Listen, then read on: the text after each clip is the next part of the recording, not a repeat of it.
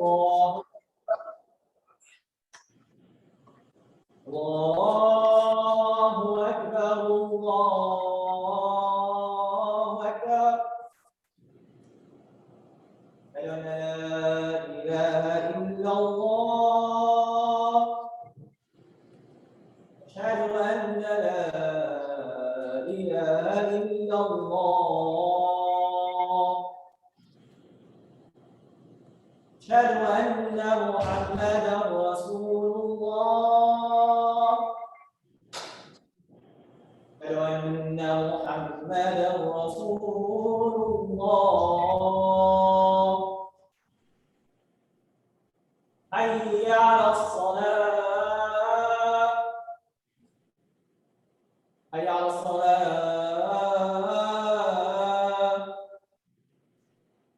حي على الفلاح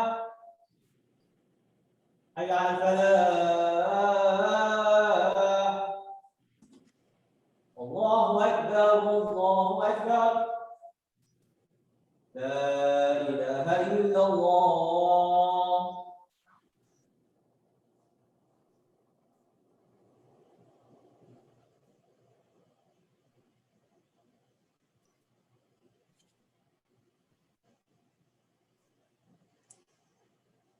Assalamu alaikum everyone. Jummah Mubarak. Praise be to Allah. We seek His help, His forgiveness. We seek refuge with Allah from the evil of our own souls. Whoever Allah guides will never be led astray. Whoever Allah leaves astray, no one can guide. Ashhadu anna la ilaha illallah wa ashhadu anna Muhammadan Rasulullah. I bear witness there is no deity worthy of worship other than Allah, and I testify that Muhammad is the messenger of Allah. O you who believe, be mindful of Allah as His is due. Make sure to devote yourselves to Him to your final moments. So, Assalamu alaikum everyone. Jummah Mubarak. So as the emails sent out, today's khutbah is sort of focusing on the 88th surah of the Quran, Surah Al-Ghashiya. The Quran informs the reader, informs us many times about Jannah, about heaven. And one of the instances is in chapter 88, both Judgment Day and heaven and the types of people that make it or don't make it to these abodes. As many of you know, like many of the surahs in Juz Amma, the last 30th of the Quran, really emphasize these concepts that these things are real, these things will happen, and they are immensely consequential. So the surah opens with warnings about Yawm al-Qiyamah, right? The judgment day. And then it goes on to talk about the fate of those who do not heed the warnings given in the Quran. And then in ayahs 8 through 16, sort of in the middle, we get descriptions of Jannah, of heaven. So we'll focus a little bit on that piece here. So, and a translation reads, the faces on that day shall be delighted, well pleased with their dutiful strivings in life. In lofty gardens of paradise, you shall not hear therein an idle word. Therein are flowing springs, raised settees, sofas, cups set at hand, lounging cushions arrayed, and lush carpets spread about. So let's delve into a little bit of the description. Sometimes we read the descriptions and we sort of have a mental image, a very beautiful, very peaceful place, but let's take a little time to ponder about these places.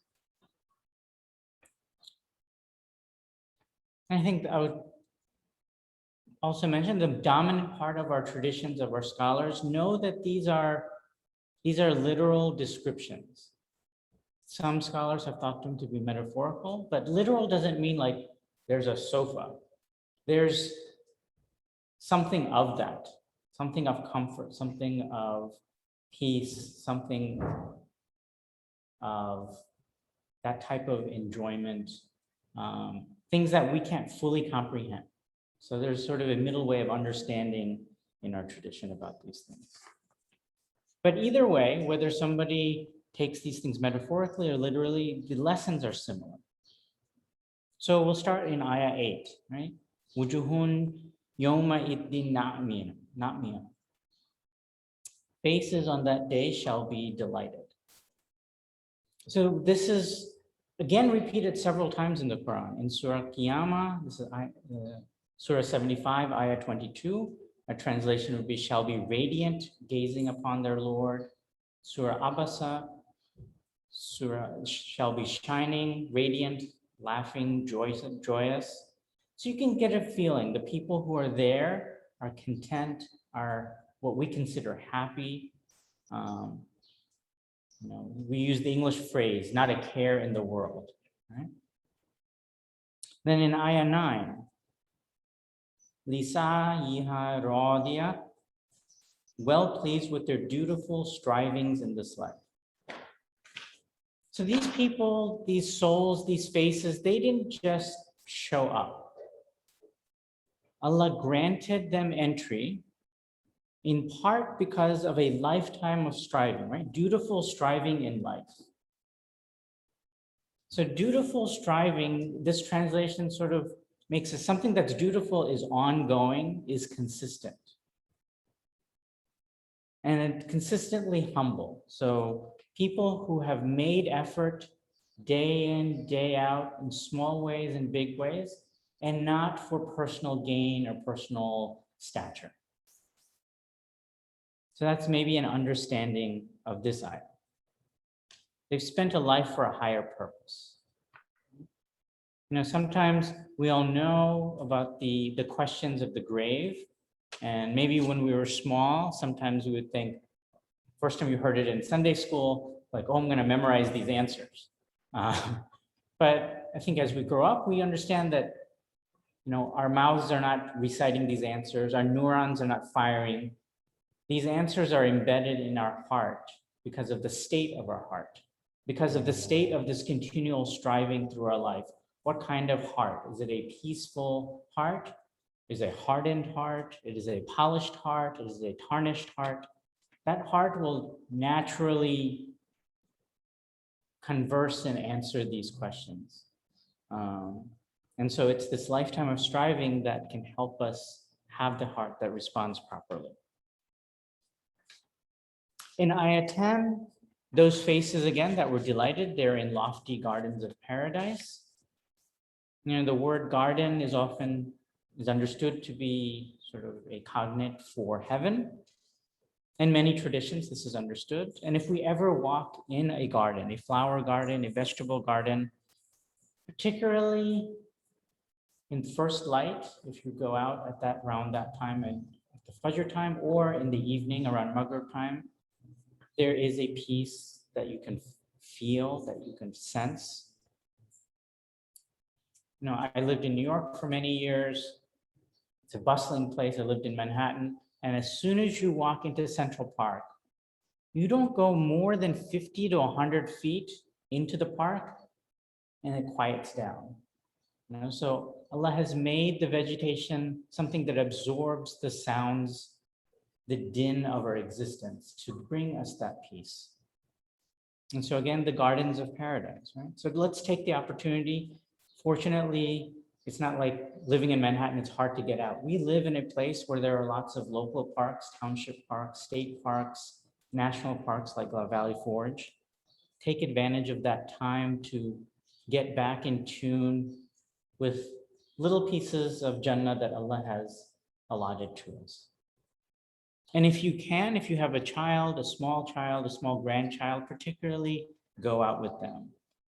And let them set the pace, let them walk ahead.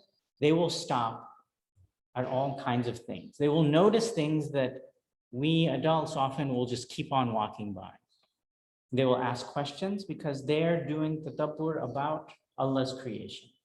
And it's a chance for us to get close again, because it sure feels like they are closer, the young ones are closer to their fitrah.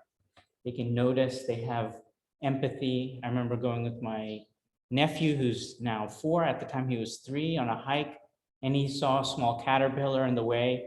He sat on the path for some time because he wanted to make sure the caterpillar wasn't harmed, right? There's a connection that they have to their fitrah and to creation at large. So, and then in Surah 11, translation says, you shall not hear therein an idle word, you shall not hear any nonsense. So in Jannah, there's the talk, the conversation is truth.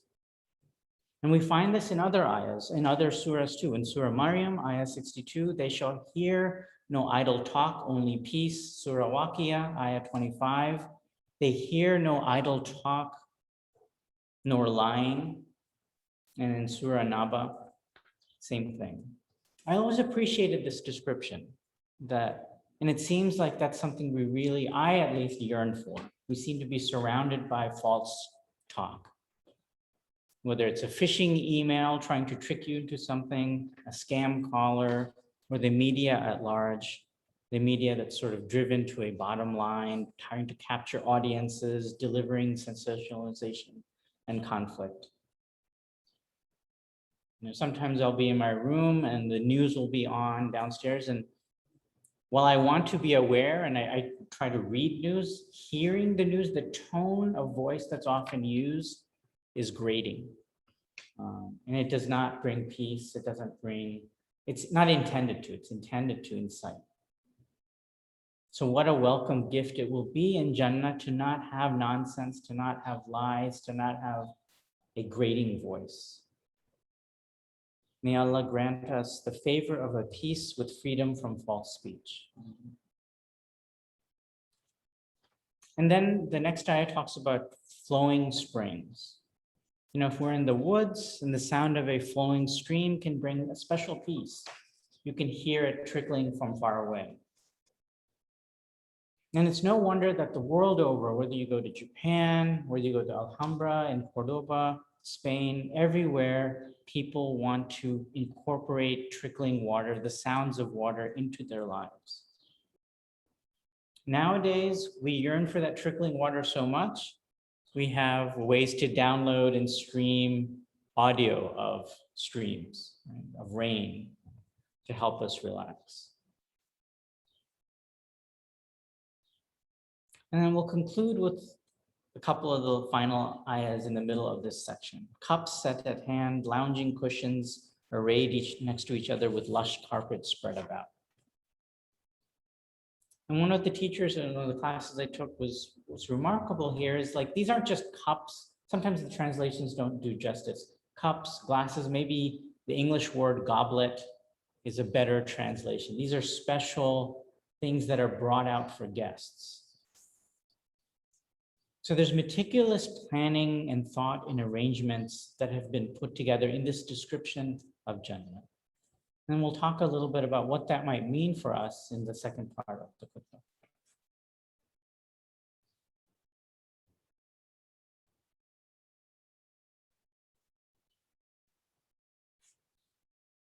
Allahumma salli ala Muhammadin wa ala ali Muhammad kama sallaita ala Ibrahim wa ala ali Ibrahim.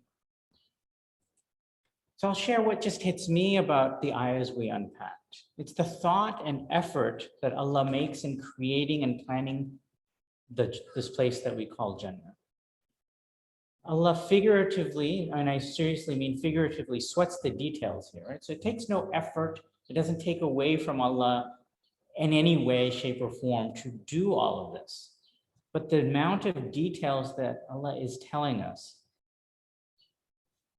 When we have guests coming over, we clean up the place, we make things for the guest. This is the Creator making effort for the creation, making beautifying for the creation. So you have the highest being for the created being making enormous effort to make a place of peace. So it can be understandable to ask why Allah doesn't need anything from his creation. Why is this happening?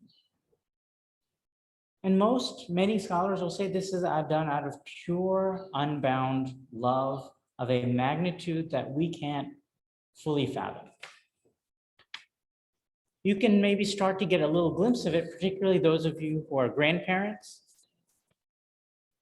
that the grandparent, the kind of generosity and love and care and preparation that the grandparents do when a grandchild is to come over for their place. I can see that with my parents. I can see the efforts that they go through knowing that this young one is coming. Even though they are the elder, they are the higher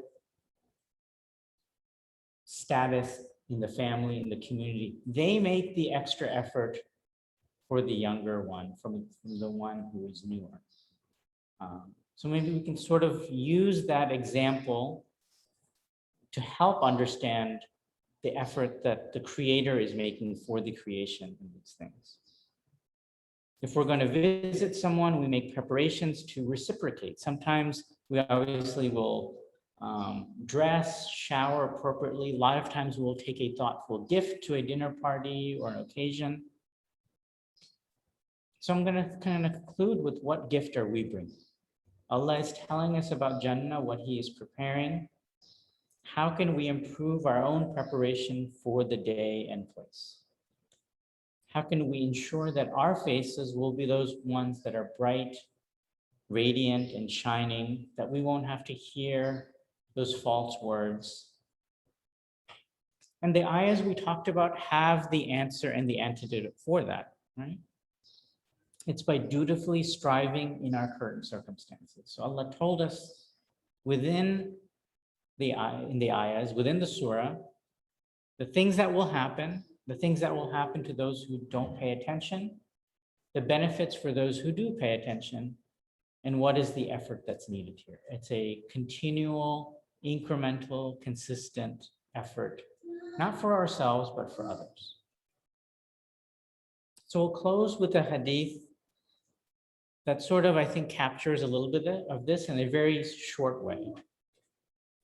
This is related through Anas ibn Malik. It says, the Prophet said, paradise is surrounded by hardships, while the hellfire is surrounded by temptation.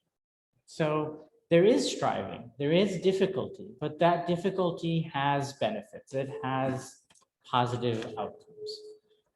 So let us try not to get down, fatigued, or lose hope in those moments that are challenging and are difficult.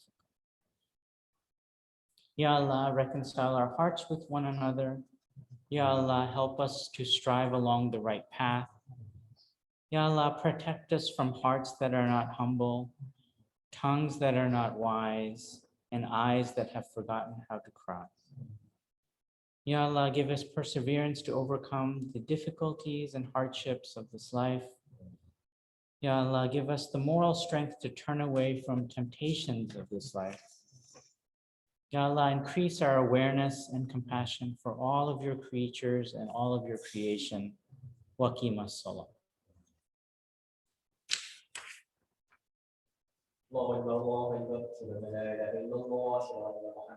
Thank you. So while they pause for salah, we will have an opportunity to make our salat as well. And then we'll have our community learning and dialogue program. Allahu Akbar. Bismillahirrahmanirrahim. Alhamdulillahi Rabbil Alameen. Ar-Rahmanir-Rahim. Maliki Yawmiddin. Iyyaka na'budu wa iyyaka nasta'in. Ihdinas siratal mustaqim. Siratal ladzina an'amta 'alaihim. Ghayril maghdubi 'alaihim waladdallin. Amin. إذا زلزلت الأرض زلزالها وأخرجت الأرض أثقالها وقال الإنسان ما لها يومئذ تحدث أخبارها بأن ربك أوحى لها يومئذ يصدر الناس أشتاتا ليروا أعمالهم فمن يعمل مثقال ذرة خيرا يره ومن يعمل مثقال ذرة شرا يره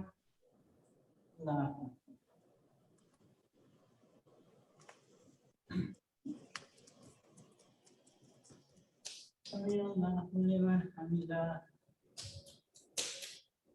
Allah.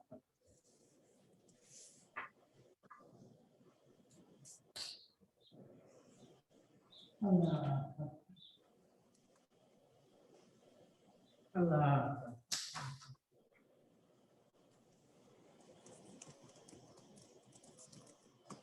Allah. Bismillahirrahmanirrahim. Alhamdulillahi Rabbil Alameen. Ar-Rahmanir-Rahim. Maliki Yawmiddin. Iyyaka na'budu wa iyyaka nasta'in. Ihdina as-siratal mustaqim. Siratal ladzina an'amta 'alaihim. Ghayril maghdubi 'alaihim waladdallin.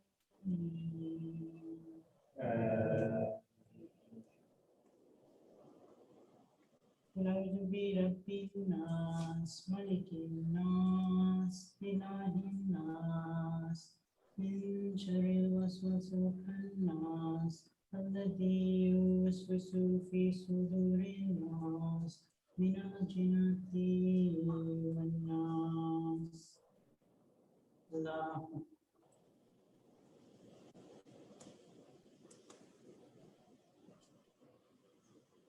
سمع الله لمن حمده. Allah Akbar.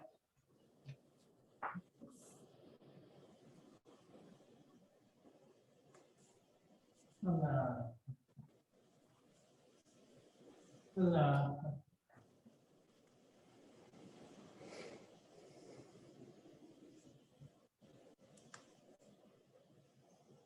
Allah.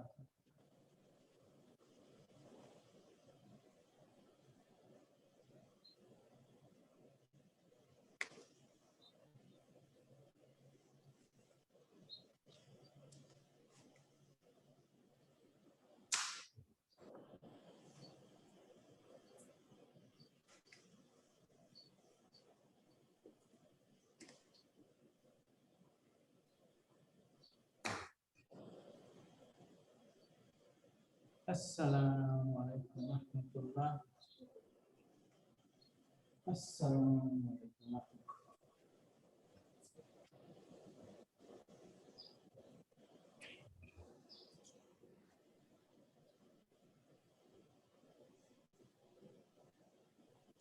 We good?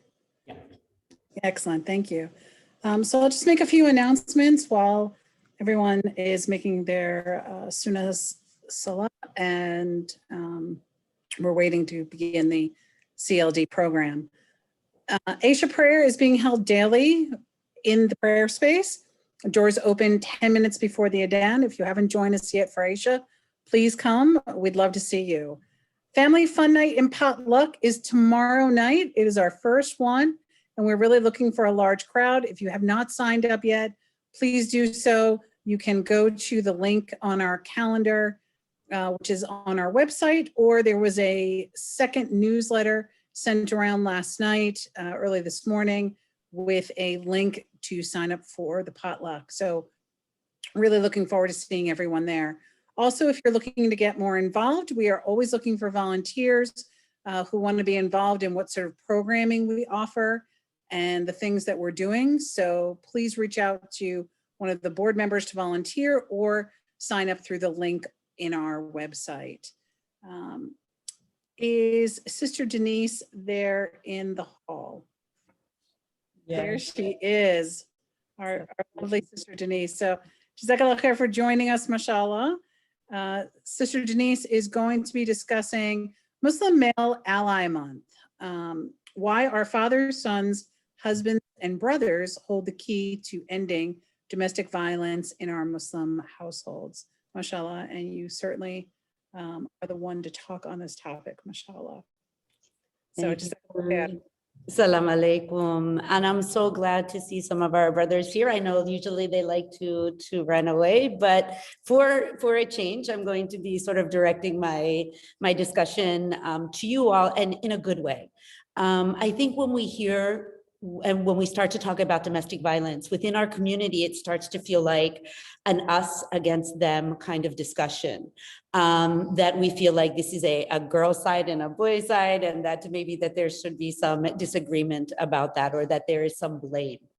And I think when we really look at what our dean says about family functioning, about the purpose of marriage, about the way that families should be run, it is not us against them, but really us together as a community against what is the bad habits of human nature, or what is maybe the cultural bias that we have been given, or maybe what is even what the Western world is saying about our families.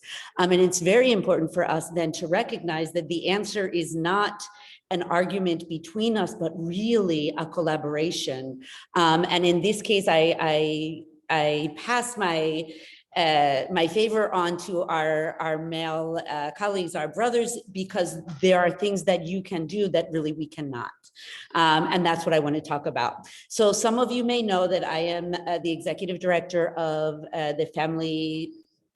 the Peaceful Families Project, which is the national voice for Muslim families, really looking at domestic violence and the ways of dealing with it in a Muslim way, so that we know that the Western world doesn't necessarily have the answers for us, that the way that they do things, that the way that even that perspective is set up doesn't really address the kinds of issues within our families.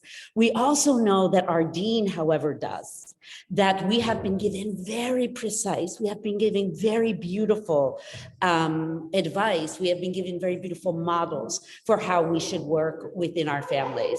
And that it's very important for us not to turn away from our dean when we talk about relationships between males and females and how we set up our families, but to actually go back to our dean, to go back to the importance of what we were taught and the models that we were given, because it is not Islam that is the problem. It is our interpretation, our inability to create the model of family that we've been given. So one of the, and Peaceful Families Project is, of course, here nationally. We give talks, we work with imams, we work with victims, we provide resources, and we do that really from an Islamic perspective, with the idea, again, that we have the answers, that we don't need to go outside of Islam to find the answers.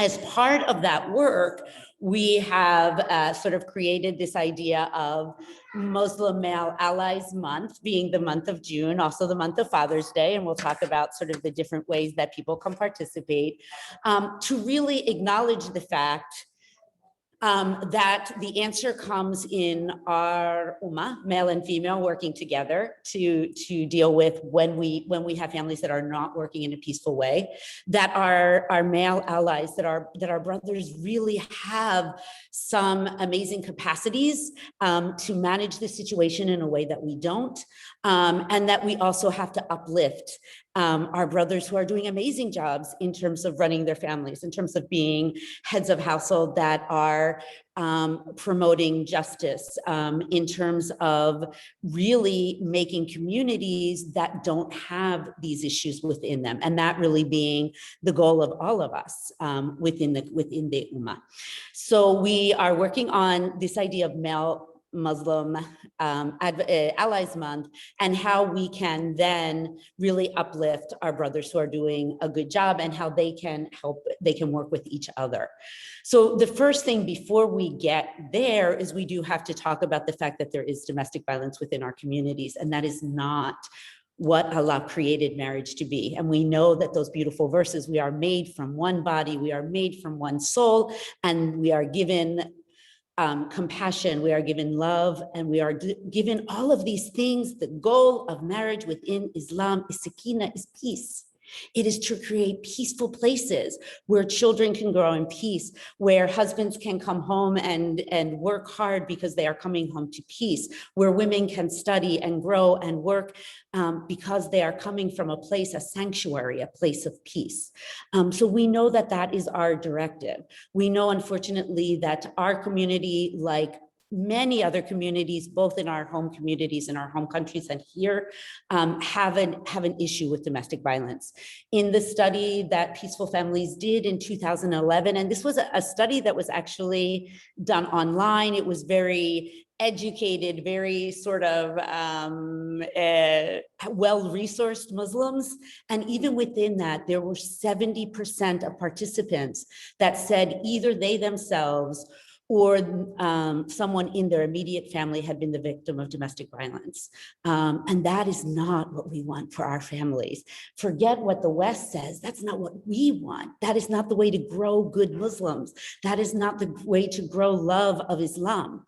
Because when you are growing in a household where there is violence, and I want to be clear about when we talk about domestic violence, we're not just talking about somebody getting angry and throwing something or hitting someone. We're really talking about this whole system, which is set up on the idea that one set of people should have more rights than the other. And we know that in any situation, whether that is race, whether that is nation, whether that is economics, that is not what we are taught in Islam. We are taught that we are created men and women, that we are believers, men and women, that we are creating families. Again, we are different by design. We are not the same, and we are very happy for everyone to take their position. We are happy that men are our leaders and that they should be creating a protective space for us. But that does not include humiliation. That does not include economic injustice. That does not include being isolated from your family. That does not include being called really terrible names or having somebody watch you or be very suspicious of you. And in fact, we know, and I've talked about this before, so I'm not going to go back to all of those verses. We know that there are verses in the Quran that talk about every single aspect of that. And that Allah has stated, this is not what I've created you for. This is not what my model of family is. So we know that it is not part of our deen. We also know that it does exist within our community. And all of us can think of one family or one family member where insults, where humiliation, where injustice is part of the family structure, whether that be father to children, husband to wife, in-laws to daughter-in-law or son-in-law. We know that exists. We don't have to imagine very far. We also know how sad that is for our community and the impact that it has on our community, because it does not just affect that person. It affects that extended family, it affects that mosque community. It means that our folks cannot reach their full potential, that our children do not look at their father or mother or their family member as the messenger of Allah, that they cannot imagine if this person is acting in an unjust way. How can that be part of my Islam, which says very clearly that we need to stand up against oppression, that we do not accept the disrespect of human rights, that certainly we don't accept the disrespect of our mothers, of our sisters, that it is our job to protect them. So despite the fact that we know it's there, then our job is to do something about it as Muslims, not because we want to look good in front of Western people, but because that is what Islam says, because we have been given a perfect model for the way that families should work. Now, unfortunately, when we talk about domestic violence, and I work in this field, so many of our colleagues are other women. So we have support groups for women, and we talk to women, and we listen to women, and we make sure their voices are heard, and that is all very good. But we also know that there are things that we cannot do as women. I cannot be the best teacher of a man to tell him how to be a father, to tell him how to be a husband, because I am not a man. And he's going to look at me like, what do you know?